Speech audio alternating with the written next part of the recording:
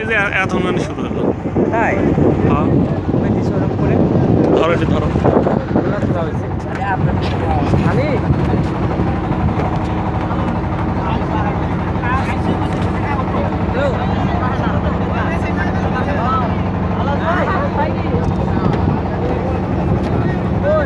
মাছ তো ব্যাপক লাগছে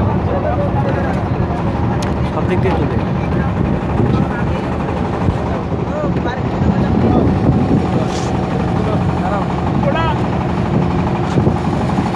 পাহাড় উঠতে পারলে কাছে ভালো লাগে।